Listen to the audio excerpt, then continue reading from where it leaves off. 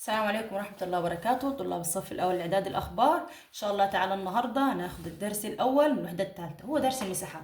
احنا تقريبا شارحينه في مراجعة شهر مارس، بس النهاردة هشرحه كده بالتفصيل. أول حاجة أنا عندي المربع، النهاردة هاخده. إيه المربع ده؟ مربع كل أطوال أضلاعه قد بعض، يعني كل أطوال أضلاعه مالها متساوي. أنا معي النهاردة 4، طول الضلع ب4، يبقى كل طول ضلع بكام؟ ب4. وتاني غير أطوال أضلاعه دي بي، اي دي بي ده قطر، برضو طول أقطاره مالها متساوي، يعني اي سي كد دي بي. أول حاجة لازم أحفظ المحيط اللي هو طول الضلع في 4، بي بتساوي 4 اس. طب ايه بي دي اللي انت قلت عليها؟ بي دي اللي هي المحيط، ترمز للمحيط، واس طول الضلع. يبقى عشان أعرف أجيب بي لازم يكون 4 في اس. مين اس؟ طول الضلع. ولنفترض اللي هو زي ما قال لي من شوية بكام؟ ب4. مساحة المربع هنا طول الضلع في مين؟ في نفسه. A بتساوي اس أس 2، لسه قايلين إن هي اس هي طول الضلع. A بتساوي اس في اس. مساحة المربع بتساوي نص في مربع طول قطرين. ليه مربع؟ اتفقنا من شوية قلنا إن أطوال أقطار المربع مالها متساوي. A بتساوي نص في دي في دي، اللي هي دي أس 2 اللي هي دي في دي، نص في دي في دي. أول سؤال عندي هنا بيقول لك أوجد محيط ومساحة المربع الذي طول ضلعه كام؟ 7 سنتي. انا اداني كم مساحه فوق، شارح لي انا ولو ركزت شارح لك كم مساحه، شارح لك مساحتين. هنا عندك مساحه المربع ومساحه مين؟ مساحه المربع. طب لا بص، لو قال لي طول ضلع هستخدم مساحه المربع الاولى، لا لو قال لي طول قطر هستخدم القانون الثاني. هنا قال لي ايه؟ طول ضلع، يبقى اقول له محيط ومساحه المربع. اول حاجه المحيط، المحيط طول الضلع في 4 اهو، ما تتعبش نفسك. طول الضلع في كام؟ في 4، ادي دي رمزه. الضلع بكام؟ ب7. 7 في مين؟ 7 في 4 ب28. واقول له المحيط ايه بيساوي 28 سنتيمتر مربعا. لازم اكتبها مربعا؟ ايوه طبعا، لا سوري، مربعا دي مع المساحه. تاني حاجه اقول له مين؟ المساحه. ايه المساحه؟ بتساوي طول الضلع في نفسه. ليه ما استخدمتش طول قطره؟ لا هو اداني طول ضلع، يبقى ليه انا هستخدم طول قطره؟ طول الضلع في نفسه، طول الضلع في مين؟ في نفسه. ولتكن ايه ده رمز المساحة. اس أس 2 اللي هو اتفقنا اس من الأول اللي هو طول الضلع، يبقى اس في اس اللي هو اس بكام؟ 7. 7 في 7 49. يبقى كده هقول له المساحة أو مساحة المربع ايه بتساوي 49 سنتيمتر مربع. لازم اكتبها؟ اي لازم اكتبها سنتيمتر مربع. كنت اجيك سنتيمتر كده اهو، أس 2. تاني بيقول لي مربع طول قطره بكام؟ طول قطره ب10. حلو، لسه من شويه اتفقنا لو جاب لي طول الضلع هستخدم القانون الاولاني، لو جاب لي طول القطر هستخدم القانون انه الثاني. مربع طول قطره 10، اوجد المساحه. هي ايه المساحه؟ لو معلومات طول قطره نص في مربع طول قطره، راح اقول له مساحه المربع. مساحه المربع، اكتب القانون ده ايوه، بعدين اقول له ايه بتساوي نص دي أس 2. اتفقنا دي اللي هو طول القطر اهو. تاني لو محدش فاهم، انا عندي مربع وليكن اهو، شايف من هنا لهنا؟ شايف كده اهو؟ ده اسمه طول القطر. طب لو كده برضو ده طول قطر. اهم حاجه لازم اتعلمها النهارده ان اقطار المربع مالها متساويه، يبقى ده ايه اسمه رمزه دي. طب هنا طول ضلع اللي هو رمزه مين؟ اس. ايه في نص في دي في دي زي ما انا، ايه تساوي نص. هو قال لي ايه؟ قال لي 10. قال لي طول القطر بكام؟ ب10. اقول له نص في كام؟ نص في 10 في 10. نص ال10 5. 5 في 10 ب50.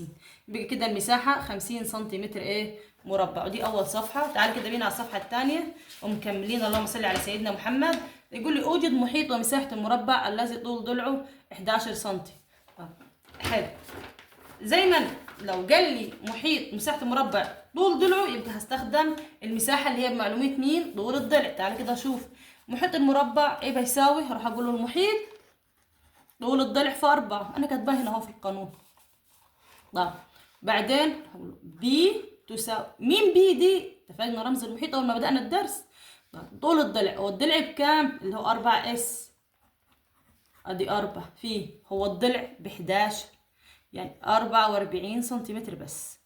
المساحة سوري هقول له المساحة بتساوي رمزها ايه؟ رمز ايه المساحة؟ ايه بتساوي اس اس 2. يعني ايه اس اس 2؟ يعني طول الضلع اضرب في نفسه كم مرة؟ مرتين. هو طول الضلع بكام؟ ب11. 11 في 11، 11 في 11 ب121، ومنها المساحة بتساوي 121 سنتيمتر مربع. اوجد طول قطر مساحة مربع. اوجد مساحة مربع الذي طول قطره 8. تاني هو بنعيد المسألة المرة الثانية تقريبا. الأول جاب لي المربع بمعلومات طول ضلعه، وليكن هو المربع الضلع بتاعه بكام؟ ب11 عشان أفرق بس. هنا جاب لي طول قطره، وليكن تاني اهو عندي مربع اهو، من هنا اسمه طول ايه؟ طول القطر بكام؟ ب8. هروح اقول له طالما عايز المساحة، هقول المساحة ايه رمزها؟ ايه بتساوي نص في دي أس 2. طب ليه دي أس 2؟ نص في مربع طول قطريه، نص زي ما أنا فيه. هو قال لك طول القطر بكام سنة أولى؟ ب8. نص في 8 في 8، نص ال8 4. 4 في 8 ضربت النص دي، نص في 8 ب4، 4 في 8 ب32. هنا عندي المساحة 32 سنتيمتر مربع. أوجد طول قطر المربع الذي مساحته 242 سنتيمتر مربع. أول حاجة لحظة، ما قاليش أوجد المساحة، غير السؤال. أوجد طول قطر المربع. ده عايز هنا الدور ده عايز طول القطر، هو المجهول بيدور عليه. يعني هو جاب المساحة طب أنا هجيب طول القطر ازاي؟ والله احنا متفقين، لو بتتابع من الأول هتعرف إن في عندي كلمة الرياضيات فن. يعني إيه؟ اكتب القانون بتاعك وامشي عليه. تعالى كده، مساحة المربع بتساوي نص في حاصل ضرب طولي ايه؟ قطري، طولي قطري، ومنها ايه تساوي نص مضروبة في دي أس 2 زي ما أنا. هي ايه بكام؟ 242. رياضيات فن سنة أولى إعدادي، متتعبش نفسك، كل حاجة نازلة تحت 100. النص أنزل نص زي ما هو، مضروب في مين؟ مضروب في دي. هي دي مين دي؟ هو طول قطر. ماشي تمام. تعرف تجيب دي؟ أيوه، أي رقم شابك في رمز اسمه معامل. طب المعامل ده انا بخلص منه ازاي؟ طالما مضروب فيه يبقى بالقسمة. طب لو كان زائد كنت هوديه بالناقص، لو كان ناقص كنت هوديه بالزائد. الدور ده فيه، طالما فيه اوديه بايه؟ بقسمة. طب لو كان قسمة كنت هوديه على، يبقى العلى يروح فيه، والفيه تروح على، والزائد يروح ناقص، والناقص يروح زائد. ومنها اقول له دي اس 2 ايه بتساوي 242. بص كده اهو، 242 على كام؟ على نص. بس كده اهو. تحلي ازاي دي اهو؟ انزل 242 زي ما هي، نقلب العلى ايه؟ في، بدل ما نص تبقى 2، اللي هي 2 على 1 يعني. بس نشرحها تاني كده اهو. هقول له دي اس 2 تساوي 242. اتفقنا المضروبة تروح ايه؟ مقسومة على نص. نزلها زي ما هو، قلب العلى ايه؟ في النص تبقى تتقلب برضو، الاثنين فوق والواحد تحت، هيك كأن الواحد ملهاش لازمة يا جماعة. 2 في 2 ب4، 2 في 4 ب8، 2 في 2 ب4. انا عايزه دي دلوقتي، هقول له دي بالجذر التربيعي ل484.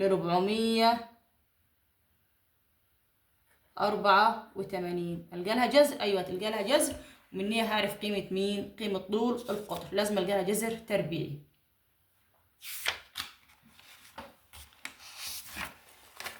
تعالى هنا كده، خلصنا احنا ايه؟ المربع. نخش على مين؟ على المعين. محيط معين، طول ضلعه، طول الضلع في كام؟ طول الضلع في 4. مش انا نسيت المسألة دي بتساوي جذر 484. احنا جذر التربيعي بكام؟ هديني 22. يبقى طول القطر بكام؟ ب 22 سنتيمتر. اقول لكم طول القطر بيساوي كام؟ 22 سنتيمتر. سنتيمتر بس طول القطر. تعالى كده هنا، اللهم صل على سيدنا محمد. محيط المربع. ايه محيط المربع؟ بيساوي طول الضلع في 4. محيط المعين طول الضلع هو في فرق بين المعين والمربع؟ ايوه في فرق شويه بسيطه. الشكل ده اسمه ايه؟ اسمه معين. المعين حاجه والمربع حاجه. محيط يبقى المعين كل اضلاعه متساوي ماشي زي المربع، بس اقطاره مش متساويه. الاقطار اللي هي من هنا، ما في الاقطار اول حاجه تبقى عموديه، تاني حاجه بتبقى متساويه. يبقى محيط المعين طول الضلع في 4. حلو، بي بتساوي 4 اس، نفس القانون بتاع محيط المربع. تمام، بيسهل لي. بس مساحة المعين طول الضلع في الارتفاع. ايه ده؟ اهو الارتفاع، شايف كده؟ ساقط عمود ده اسمه ايه؟ ارتفاع. ايه بتساوي اس في اتش. ايه اس عرفناها من الاول ان اس طول الضلع. حلو، مال اتش يعني ارتفاع. طب مساحة المعين ايه ده؟ ليها مساحتين زيه زي المربع بالظبط. المربع ليه معلومية طول ضلعه، برضو معلومية طول قطره. وهنا المعين معلومية طول ضلعه، معلومية طول مين؟ قطره. ايه بتساوي نص في دي أس 2 اللي هي دي 1 في دي 2.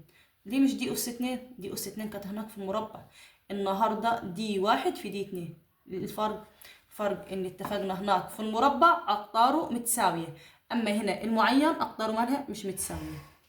فبضرب نص في دي في دي، لان واحد هيطلع مثلا ب6، واحد ب5، واحد ب7، واحد ب8. اوجد مساحة المعين ومحيطه الذي طول ضلعه بكام؟ ب8 وارتفاعه ب6. اول حاجة محيط المعين ثابت زيه زي محيط المربع بكام؟ هروح اقول له طول الضلع في مين؟ في 4. طول الضلع لازم تحفظ القانون. بي تساوي 4 اس، واحنا اتفقنا من اول اس دي طول مين؟ الضلع. موضوعها منتهي خلاص. ومنها اهو بي تساوي 4 في اس بكام؟ طول ضلعه ب8. 4 في 8 ب32. اذا محيط المربع بتساوي 32 سنتيمتر. المساحة مساحة بنوعين، يا اما بطول الضلع يا اما طول القطر. هو اداني مين هنا؟ اداني طول الضلع. اركز انا وبكتب ده طول الضلع، يبقى اقول له طالما طول الضلع هستخدم القانون الثاني اللي هو طول الضلع في مين؟ في الارتفاع. راح اقول له المساحة طول الضلع في مين؟ في الارتفاع. رمز المساحة كلنا حفظناها ايه من كتر التكرار. طول الضلع رمزه اس، الارتفاع رمزه اتش. هيكمل معاي. ومنها ايه تساوي، هي اس بكام؟ مين اس دي؟ طول الضلع ب8 واتش الارتفاع ب6. 8 في 6 ب48. اذا اقول له مساحة المعين تساوي 48 سنتيمتر مربع. كده انا خلصت الصفحة الثانية والثالثة. تعالى بينا كده اللهم صل سيدنا محمد. مكملين فين؟ في المعين. اوجد مساحة معين طول محيطه ب40 سنتي وارتفاعه. ما ادانيش غير المحيط، هو عاوز المساحة. طب تعالى كده نقسمها بين 2، نقسم الحبة نصين. بتعمل ايه؟ هو قال لك المحيط، بص كده اهو. راح اقول له ومش عايز المحيط يا مس. طب تعالى هو عايز مين؟ عاوز المساحة. اكتب هنا على جنب المساحة بتساوي ايه؟ بتساوي مساحة. طب هو اداك ارتفاع، يبقى طول الضلع في ارتفاع. ما ينفعش اقول له طول قطر. ليه؟ لانه اداني ارتفاع، فهستخدم القانون ده. هروح اقول له طول الضلع في مين؟ في الارتفاع. كده انا عندي عايزه المساحه ادور عليها. بص كده اهو، مجهول وطول الضلع مجهول. ركز معايا كده، كم مجهول عندي؟ 2. تعالى كده لو اشوف المحيط اللي هو جابولي ايه بيساوي المحيط. طول الضلع في 4 اللي هو بي بتساوي 4 في اس. ركز كده معايا. بي اعرف اجيبها، ما هي بي موجوده اصلا ب40. تمام، وادي 4 موجوده. مين فاضل معاي؟ اس. انا اعتقد ان احنا وصلنا المعلومه. المساحه لما جيت اعملها لقيت عندي كام واحده فاضله؟ 2. يعني انا دلوقتي لقيت الارتفاع بس الموجوده عندي. كده مجهولين، مش هينفع تتحل. طب المحيط لقيت مجهول واحد، فالمساله اللي فيها مجهول واحد هي اقرب اعرف احلها. فعارفه اجيب اس. ايوه عارفه اجيب اس. اس احنا اتفقنا لسه من شويه، لو الرقم مضروب في الرمز اسمه معامل، ولو مضروب المعامل يبقى بقسم عليه. لو 40 على 4 على طول يبقى اس بكام؟ ب10 سنتيمتر. يعرف اجيب المساحه. ايوه راح اقول له اذا المساحه بتساوي اللي هي ايه رمزها؟ ايه بتساوي اس في اتش. هي اس بكام؟ لسه جايبها بكام؟ ب10، واتش ب6، كده بكام؟ ب60. انا هقول له المساحة بكام؟ 60 سنتيمتر مربع. اوجد مساحة المعين الذي طول قطريه كام؟ 16 و9. ايه مساحة المعين؟ اللهم صل على سيدنا محمد. بمعلومية طول قطريه يبقى استخدم القانون الثاني اللي هو نص في دي 1 في دي 2، اللي هو نص في حاصل ضرب طول قطريه. المساحة بتساوي نص. اتفقنا من الأول إن الأسئلة بتجي أكمل، فأنا مش هكتب طبعا القوانين. والله أنت لازم تمسك ورقة وقلم، تمام؟ طالب صف أولى إعدادي أو طالبة لازم نمسك ورقة وقلم ونكتب نفس المسائل ونحلها، لأني طول ما أنا بكتب القانون بيتحفظ تلقائي، فمش هتعرف تحل حتى أكمل ولا اختار غير لما نحفظ إيه القانون. نص في حاصل ضرب طول إيه قطريه، نص في حاصل ضرب طولي قطريه. زي ما انا رمز المساحة بايه، وادي نص زي ما هي في دي 1 في دي 2. ايه دي؟ اتفقنا ان دي ده نص، ده القطر. زي ما انا نص في، هو القطر الاول بكام؟ ب16. طب القطر الثاني ب9. نص 16 8. 8 في 9 72. كده انا المساحة ايه بتساوي 72 سنتيمتر مربع. معين مساحته 20 بوصة مربعة، وطول أحد قطريه 5 بوصات. أوجد طول القطر الآخر. احنا بص أحد قطريه، يعني تعالى كده هقول له الحل. اللهم صل على سيدنا محمد. ايه مثبت قلتي طول قطريه وسكتي؟ لا، أنا عايزة أقول لك إن المساحة هستخدمها بمعلومات طول قطريه، إن ما ادانيش طول ضلع. نقول له المساحة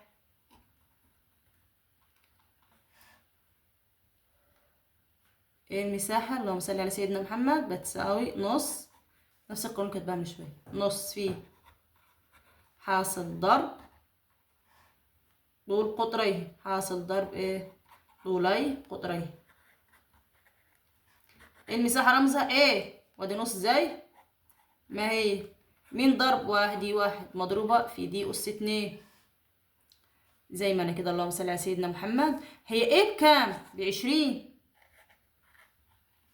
وادي انزل نص زي ما هي. هو القطر الاولاني بكام؟ ب5. طب اوجد طول القطر الاخر. مين القطر الاخر؟ بدي أس 2. زي قد ما اقدر احاول اركز. 20 نزلها زي ما هي، اتفقنا رياضيات فن والنساء. نص ال5 2.5. طب ماشي، يعني هي 5/2. ايوه خليها 5/2 اسهل. ودي أس 2. دايما اللي شابك في دي مضروب فيها هنزل ايه مقسوم عليه.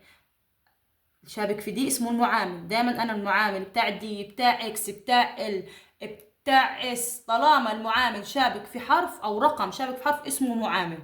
المعامل لو مضروب فيه هقسم عليه. طب هقول دي 2 ايه بتساوي؟ انزل 20 على 5/2. ما وديتيهاش ازاي؟ اصل هي بينهم فيه هنا مش مكتوب اهو. طالما مضروبه انا اوديها ايه مقسومه. ومنها ثبت ال20، اقلب على ايه في ال2 فوق وال5 تحت. 2 في 20 ب40. 40 على 5. 40 على 5 فيها 8. يبقى كده طول القطر الاخر بكام؟ ب8 سنتي. نتأكد. نص في 5 في 8. بص كده اهو. 5 في 8 ب40. 40 في نص ب20. كده انا حليت صح. كده خلصنا المربع وخلصنا المعين. ادخل على المستطيل. المستطيل اول حاجة اللهم صل على سيدنا محمد. ادي شكل المستطيل اهو. ايه محيطه؟ طول زائد العرض في 2. ادي معايا انا كده اهو. اجمع الطول والعرض اهو. مثلا دي ب2 دي ب5. اجمع 2 زائد 5 واضربهم في كام بعدين؟ في 2. طب بي ده رمز المحيط من اول حصه اتفقنا له. 2 من بره مضروبه في ال ده رمز مين؟ رمز الطول. دبليو رمز العرض. مساحه المستطيل الطول في العرض زي ما انا اهو. ال في دبليو اللي هو الطول برضه في مين؟ في العرض. والمساحه بايه من اول حصه؟ مستطيل طوله 5 سنتي وعرضه 7 سنتي اوجد محيط ومساحته. ماشي كده نقول اللهم صل على سيدنا محمد. يلا بينا نحل. اول حاجة محيط المستطيل،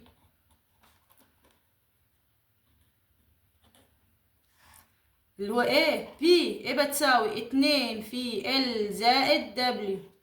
تنزل بي زي ما هي، بس انا هقسمها كده ب2. هي ال بكام؟ ب5 ودبليو ب7 زي ما انا.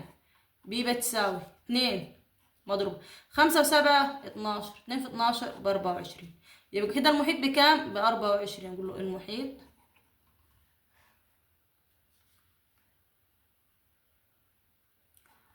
24 سنتيمتر بس.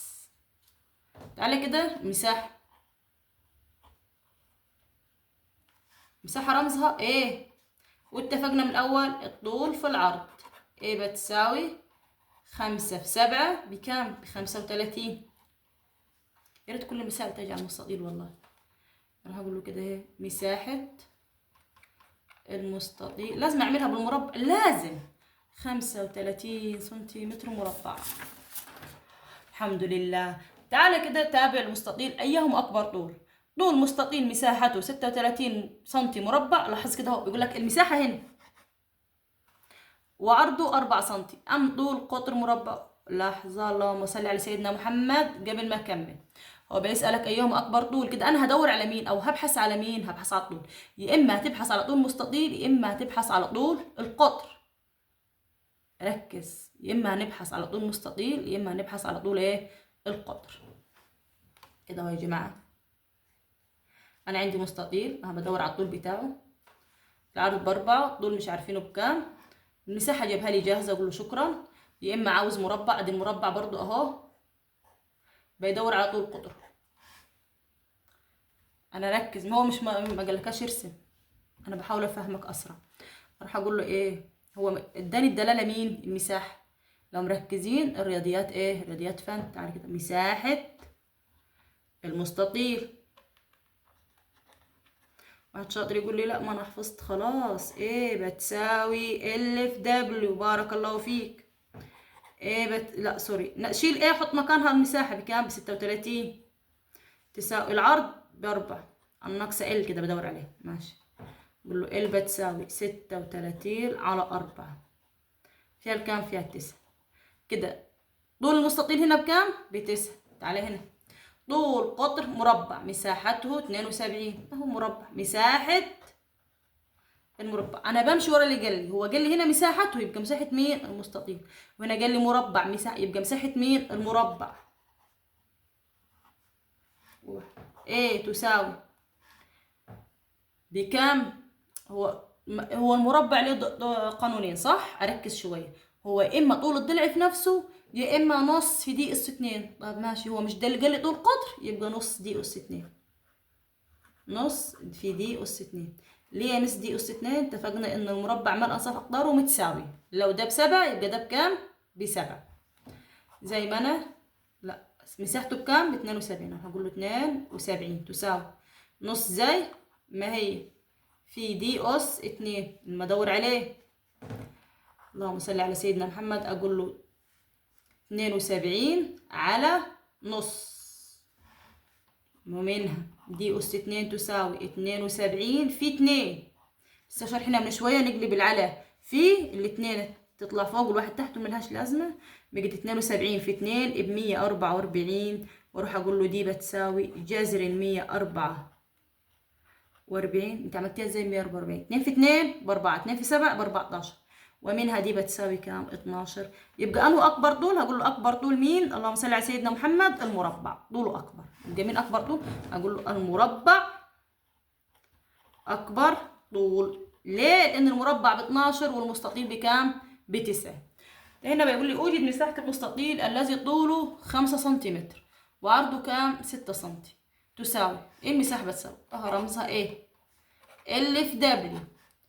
ايه تساوي ال بكام؟ ب5. دبليو ب6. 5 في 6 يا عيال 30. 30 ايه؟ سنتيمتر مربع. 5 كده نبين متوازي الاضلاع. ايه متوازي الاضلاع ده كده اهو. طبعا ما فيش اهو، ايه ودي بي سي دي. الشكل ده اسمه ايه؟ متوازي اضلاع.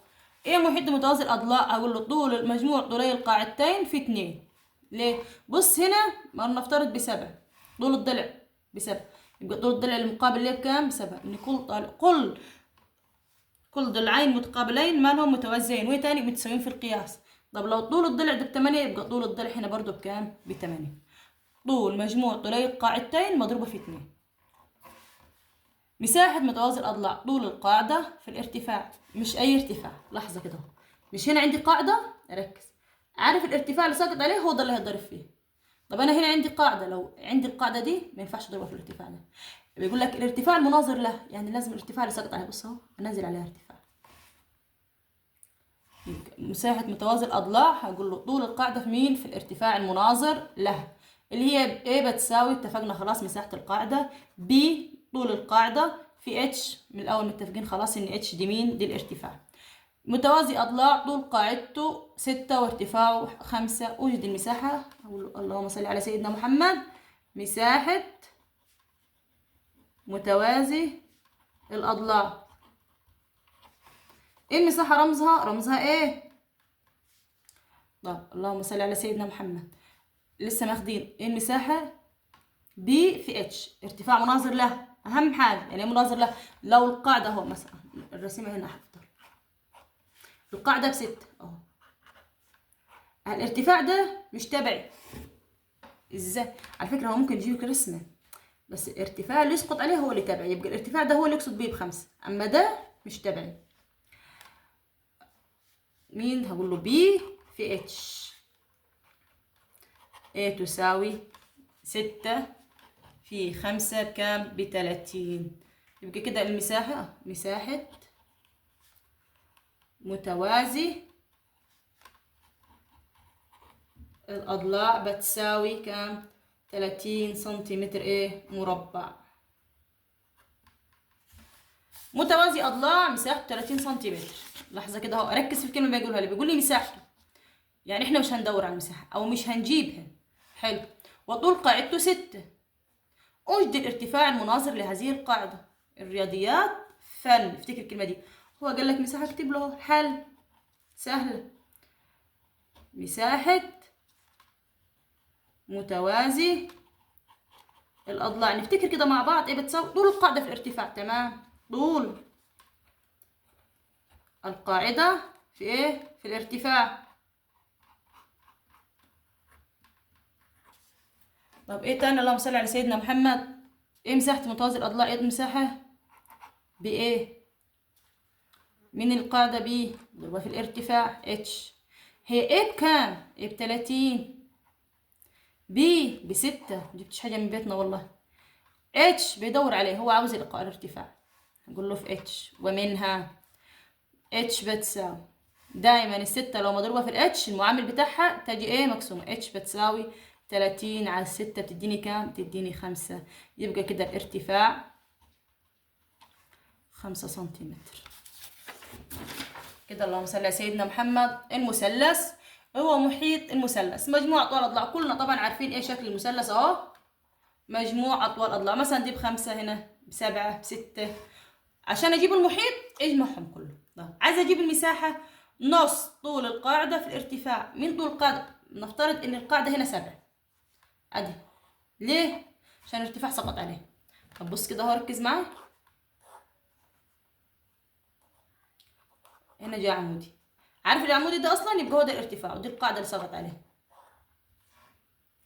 يبقى ايه مساحه المثلث؟ نص في طول القاعده في الارتفاع. اتفقنا القاعده اللي بيسقط عليها مين؟ العمودي. يبقى هنا القاعده نفرضها ان هي A B، وهنا القاعده كانت نفترض ال W. اول حاجه بيقول لي اوجد محيط ومساحه المثلث. اسهل حاجه ان انا اجيب محيط. طب ليه اسهل حاجه ان انت تجيب محيط؟ يا سيدي اسهل حاجه ان انا اجيب محيط لان اللهم صل على سيدنا محمد مجموع اطوال اضلاعه. محيط المثلث بتساوي مجموع اطوال اضلاعه. طب تعالى كده نشوف. محيط المثلث ايه رمزه؟ بي. هو رمزه لك ب A زائد A زائد B زائد C، يعني الضلع ده مثلا نفترض ب A، ده B زائد C، ومنها B بتساوي 5 زائد 12 زائد 13 بتساوي 30. من 13 و12 25 و5 30 سنتيمتر. مساحة المثلث نعرفها، نص. أقول له ايه بتساوي نص ايه، نص في بي في اتش. ركز انه بي ايه زي ما هنا نص. مش ده قائم؟ طالما قائم ماله مرتفع او ارتفاع. القائم سقط على قاعدة، سقط على القاعدة دي اللي هي بكام؟ ب5، يبقى القاعدة هنا ب5. هو مين القائم؟ اتش هو الارتفاع ب12. نص ال5 هتطلع 2 نص كسر. طب خليك على نص ال12 6 في 5 30. يبقى اقول له المساحة 30 سنتيمتر ايه مربعا. اوجد مساحة مثلث الذي طول قاعدته بكام؟ ب8 وارتفاع المناظر لها بكام؟ ب10. اهو هقول له الحل. مساحة مثلث نص في طول القاعدة في مين؟ في الارتفاع، ومنها ايه بتساوي اللي هي مساحة زي ما انا نص في بي في اتش. دول قاعدة بكام؟ ب8 زي ما انا نص في 8 في ارتفاع المناظر لها بكام؟ ب10. نص ال8 4 في 10 ب40 سنتيمتر مربع. اخر حاجة هو شبه المنحرف. ايه شبه المنحرف ده؟ بص كده اهو، اللهم صل على سيدنا محمد. اهو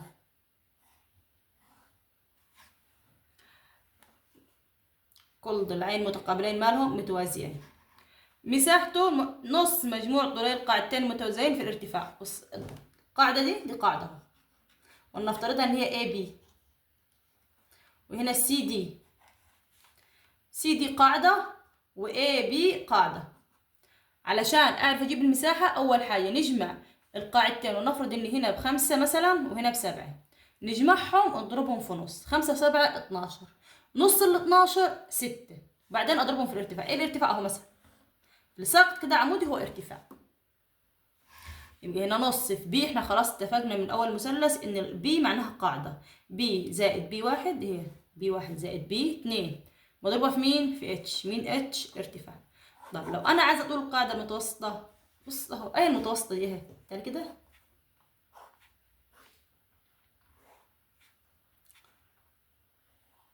مش اتفقنا طول قاعدة ودي طول قاعدة؟ لو جمعنا اللي هنا وهنا يديني نص مجموع طول القاعدتين. ايوه هي مثلا زي ما انا 5 وهنا 7، 5 في 7 12، نصها ب6. يبقى القاعدة المتوسطة دي بكام؟ ب6.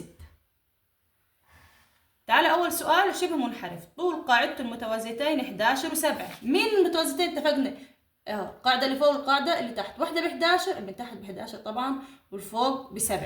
وارتفاعه بكام؟ ب5 سم. اتفقنا الارتفاع اللي بيبقى ساقط عمودي. اوجد المساحة. لا تعالى كده، اللهم صل على سيدنا محمد. اروح اقول له المساحة. الحل مساحة شبه المنحرف. هنكتب القانون. طبعا نكتب القانون اللي هو رمزه بتساوي نص في مين؟ في مجموع طولي القاعدتين B1 زائد B2، وبعدين هضربه في مين؟ في اتش. زي ما انا بتساوي نص في، هي القاعدة الأولى بكام؟ ب11 والثانية ب7 مضروبة في مين؟ في اتش. زي ما احنا كده. اللهم صل على سيدنا محمد. ولتكن اهو تساوي نص 11 و7 18، يبقى كده نص في كام؟ في 18 مضروبة في اتش. هي اتش بكام؟ ب5.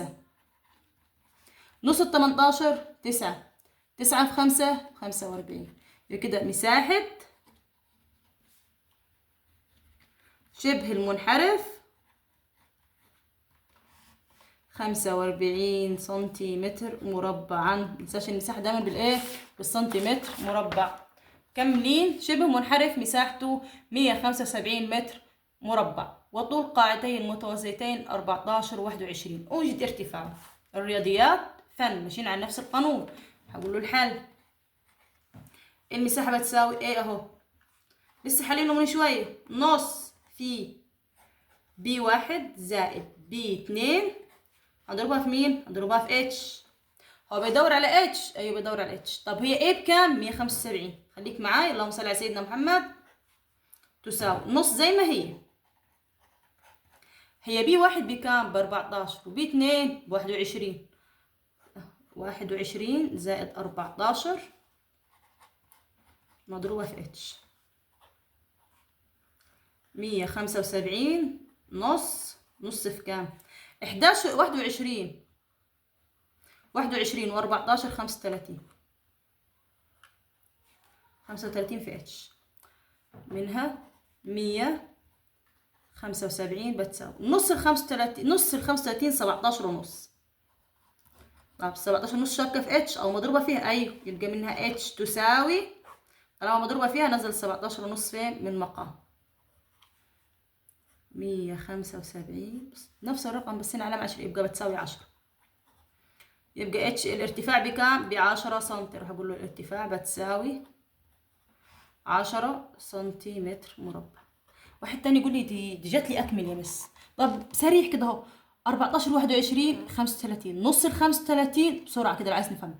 نص ال 35 17 ونص، اكسب 75 175 على 17 ونص. شبه منحرف مساحته 315 وارتفاعه 15. النسبة بين طولي القاعدتين، القاعدتين اهو. نفترض ان دي ب3 اكس، ما هو ما قاليش بكام. ونفترض ان القاعدة التانية ب4 اكس. عايز طول القاعدتين. الحل هو اداني مين؟ اداني المساحة، والرياضيات ايه؟ فن. مساحة شبه المنحرف نقول له ايه تساوي. اول صح قبل ما اقول هروح اقول له ايه، سوري كده هروح اقول له نفرض ان طول القاعدة الصغرى بكام؟ الصغرى ب3 اكس، وطول القاعدة الكبرى، عشان هو ما قاليش كل واحدة بكام، هو بيدور عليهم، فانا اللي هضطر اكتبهم. طول القاعدة الصغرى 3 اكس، طول القاعدة الكبرى بكام؟ ب4 اكس. نقول له ايه تساوي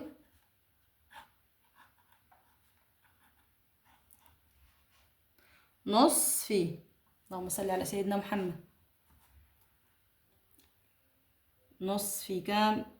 في 3 اكس زائد 4 اكس في اتش. طب هو مين اتش ده؟ الارتفاع اللي هو 15. زي ما انا بساوي نص 3 و4 7 اكس مضروبة في مين؟ مضروبة في 15. او انزل 7 زي ما هي، انا ماليش دعوة ب7 اكس، ما ينفعش اضرب فيها دلوقتي. طب نص ال 15 7 ونص.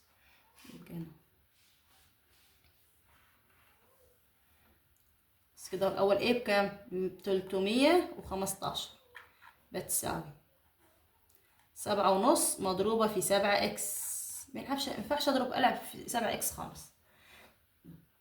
7 ونص دي معامل 7 اكس، ايوه. طب ننزل كده 7 اكس تساوي ايه؟ بتساوي 315 على 7 ونص. راح اقول له 7 اكس تساوي 42، ومنها اكس تديني كام؟ تديني 42. بص اقسم ال 42 على كام تاني؟ على 7. اكس تديني 42 على 7، اكس بتساوي 6. القاعدة الصغرى ارجع كده اهو، راح اقول له 3 في كام؟ 3 في 6 بكام؟ ب18. القاعدة الكبرى 4 اكس، يعني 4 في 6 4 في 6 ب24. طبعا كنت هكتبها من تحت بس عشان المساحة. كده احنا خلصنا، اللهم صل على سيدنا محمد. لا ما خلصناش، بس اهو. شبه منحرف طول القاعدة المتوسطة 16 وارتفاعه 5. اوجد المساحة. طب عشان اجيب المساحة اقول كده هو المساحة بس بتساوي كده اهو A بتساوي B في H. ايه ده يا مس؟ مش نص في B1 زائد B2؟ لا، ما هي اصلا بي دي اللي هي طول قاعدة متوسطة، اللي هي بتساوي نص مجموع طولي القاعدتين. زي ما انا اهو، لو نفتكر اهو، مش اتفقنا ان هنا اهو مساحة اهو، دي قاعدة ودي قاعدة، لما اجمعهم يديني قاعدة متوسطة، اجمعهم نص مجموعهم بس، واختصرناها بي. القاعدة المتوسطة بكام؟ ب16. ضربها في اتش اللي هو ب5. 5 في 6 ب30، صفر معاك التلاتة، 5 في 1 ب5 ومعي 3، 80. كده المساحة 80 سنتيمتر ايه مربعا. اتمنى يكون فهمتوا الدرس. متنساش تشجعنا بلايك، اعمل اشتراك، وان شاء الله الدرس يعجبك، وان شاء الله تفهم الدرس. استودعكم الله، نتقابل ان شاء الله في درس جديد. السلام عليكم ورحمة الله وبركاته.